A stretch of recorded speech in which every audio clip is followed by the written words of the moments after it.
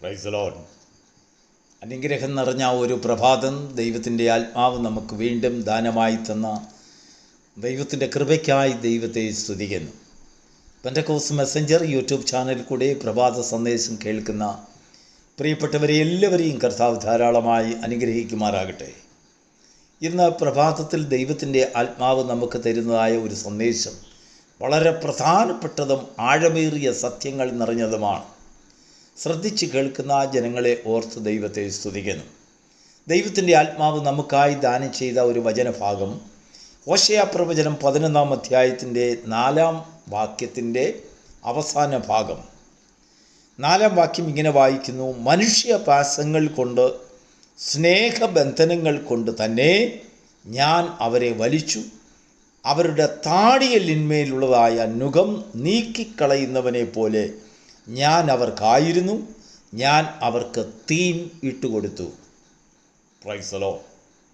ധാരാളം നുകത്തെക്കുറിച്ച് നമ്മൾ ലോകത്തിൽ കേട്ടിട്ടുണ്ട്. ദൈവവചനത്തിൽ തന്നെ നുകങ്ങളെക്കുറിച്ചും ബന്ധനങ്ങളെക്കുറിച്ചും ഒക്കെ ധാരാളം നമ്മൾ കേൾക്കുകയും വായിക്കുകയും ഗ്രഹിക്കുകയും പഠിപ്പിക്കുകയും പാടുകയും ഒക്കെ ചെയ്തിട്ടുണ്ട്.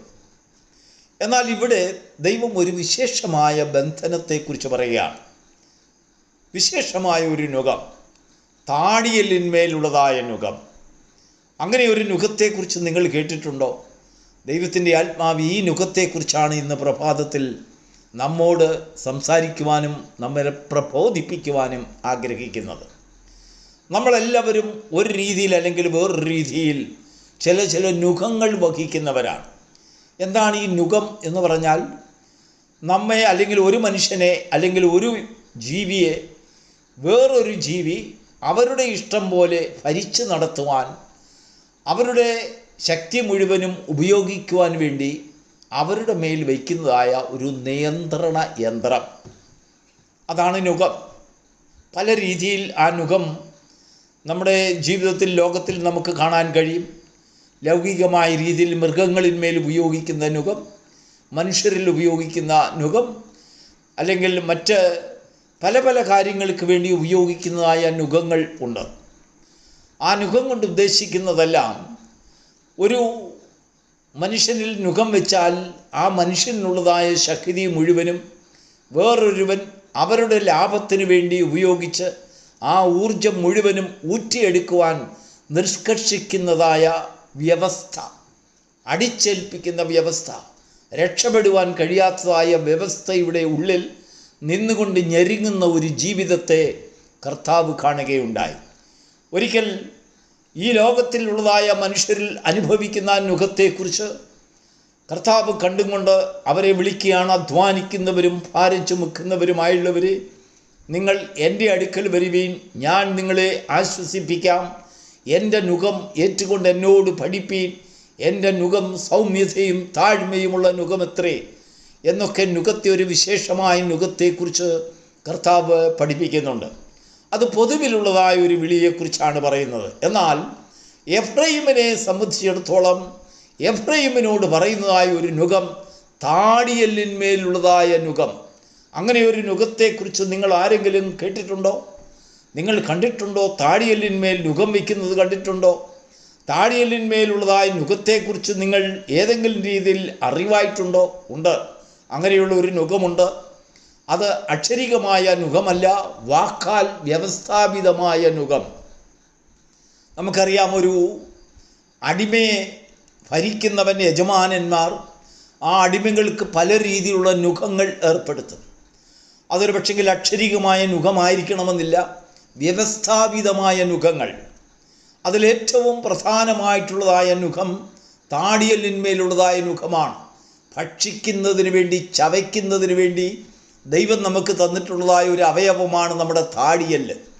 ഈ താടിയലിന്മേലാണ് യജമാനന്മാർ പലപ്പോഴും അവരുടെ നുകത്തിൻ്റെ, വ്യവസ്ഥാപിതമായ നുകത്തിൻ്റെ ശക്തിയെ അവർ കഠിനമായ ഭാഷയിൽ ഉപയോഗിക്കുന്നത്. ഒരടിമയെ സംബന്ധിച്ചിടത്തോളം ശരി, അവൻ്റെ ജീവിതത്തിൽ അവന് ഇഷ്ടമുള്ള ആഹാരം കഴിക്കുവാൻ സാധിക്കില്ല. അവന് ഇഷ്ടമുള്ളപ്പോൾ കഴിക്കാൻ പറ്റില്ല. ഇഷ്ടമുള്ളതുപോലെ അവന് ഭക്ഷിക്കുന്ന രീതിയും പറ്റില്ല. അവനെ നിഷ്കർഷിച്ച് അവന് അനുവദനീയമായ സമയത്ത് അനുവദനീയമായ ആഹാരം അനുവദനീയമായ അളവിൽ കഴിക്കുമ്പോൾ ശബ്ദം പോലും ഉണ്ടാക്കിയാൽ, അതായത് ചവയ്ക്കുന്ന ശബ്ദമുണ്ടാക്കിയാൽ അവരുടെ മേളിൽ ഗ്രഹവിചാരകന്മാരെ ഏർപ്പെടുത്തിയിട്ടുണ്ട്.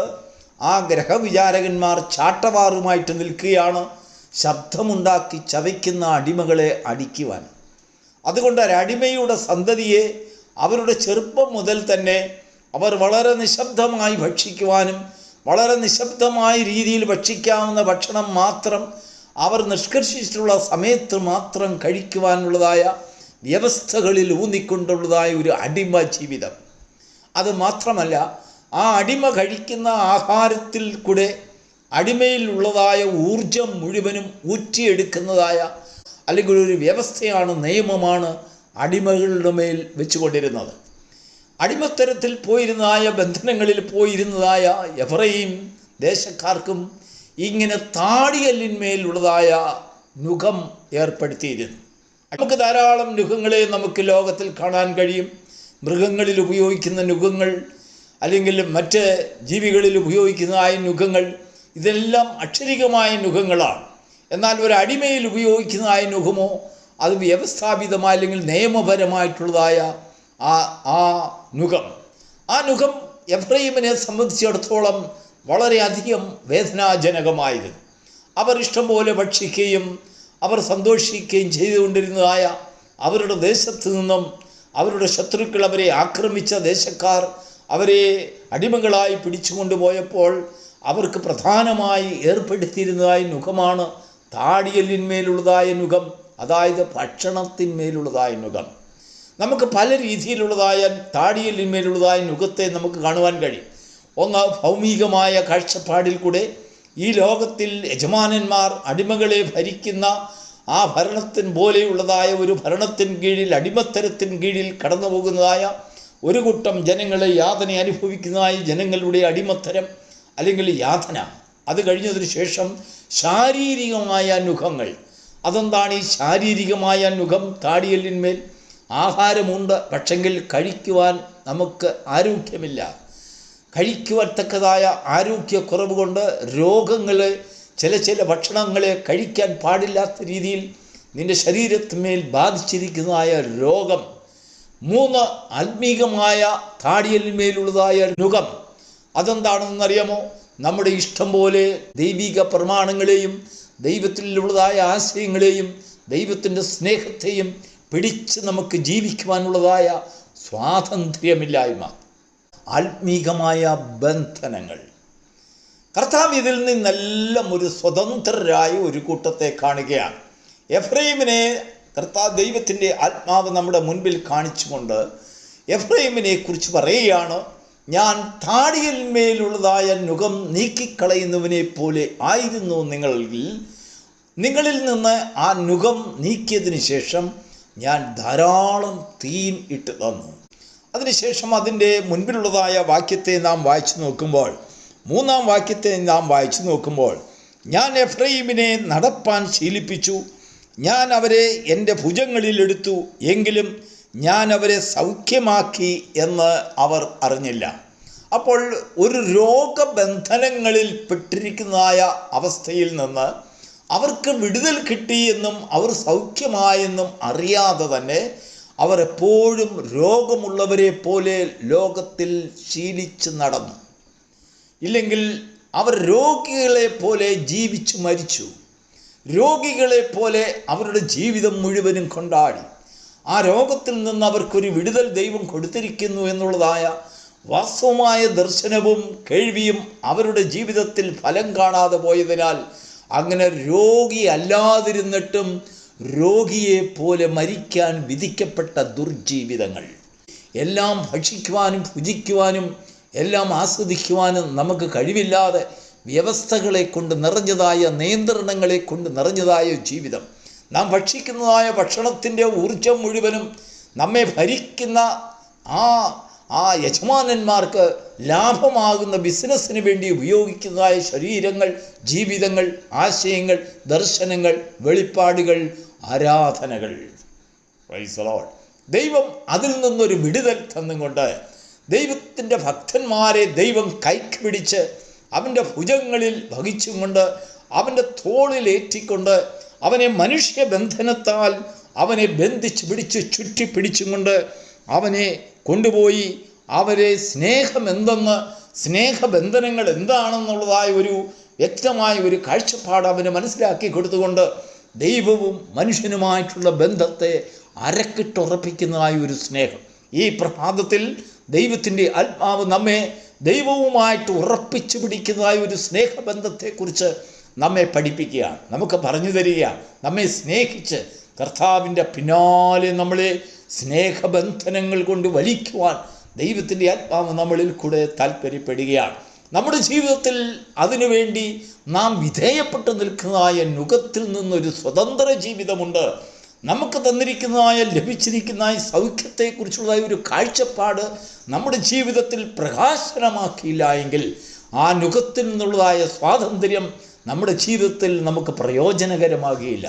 വീണ്ടും വീണ്ടും അടിമത്തത്തിൽ നിന്ന് നമുക്ക് ലഭിച്ച സൗഖ്യത്തെയും വിടുതലിനെയും സ്വാതന്ത്ര്യത്തെയും കുറിച്ചുള്ളതായ ജ്ഞാനവും പരിജ്ഞാനവും കൃപയും ധ്യാനവും ആ അറിവും നമ്മളിൽ ഫലിക്കാതിരുന്നാൽ നമ്മുടെ ജീവിതം വീണ്ടും അടിമകളെ പോലെ വീണ്ടും വീണ്ടും താടിയലിന്മേലുള്ളതായ നുകം വഹിക്കുന്നവരായി നമ്മുടെ ജീവിതത്തിൽ താണുപോകുന്ന അവസ്ഥ. ലഭിച്ചിരിക്കുന്ന സന്തോഷത്തെ ജീവിതത്തിൽ പ്രയോജനകരമാക്കി തീർക്കുവാൻ കഴിയാത്തതായ, അല്ലെങ്കിൽ നിൻ്റെ കുഞ്ഞുങ്ങളിലും നിൻ്റെ ഭവനത്തിലും അത് അനുഗ്രഹമായി വരാതിരിക്കത്തക്കവണ്ണം വീണ്ടും വീണ്ടും അടിമകളാണെന്നുള്ളതായ ചിന്താഗതി നിന്നെ ഭരിച്ചു കൊണ്ടിരിക്കുന്നതിനാൽ ദൈവത്തിൻ്റെ ആത്മാവിന് നിന്നിൽ പ്രവേശിക്കുവാൻ സാധിക്കുന്നില്ല. അതുകൊണ്ട് ദൈവം പറയുകയാണ്, സ്നേഹബന്ധനങ്ങൾ കൊണ്ട് ഞാൻ അവനെ എൻ്റെ പിന്നാലെ വലിച്ചു. ഹോശേയ പ്രവചനത്തിൽ ദൈവത്തിൻ്റെ ആത്മാവ് പറയുന്നത്, ഞാൻ അവളെ വശീകരിച്ച് മരുഭൂമിയിൽ കൊണ്ടുപോയി അവളോട് ഹൃദ്യമായി സംസാരിക്കും. എന്താണെന്നറിയാമോ? ഞാൻ നിന്നെ വ്യത്യാസപ്പെടുത്തിയിരിക്കുന്നു. നീ പാപത്തിൻ്റെ അടിമത്തരത്തിൽ വീണവളായിരുന്നു.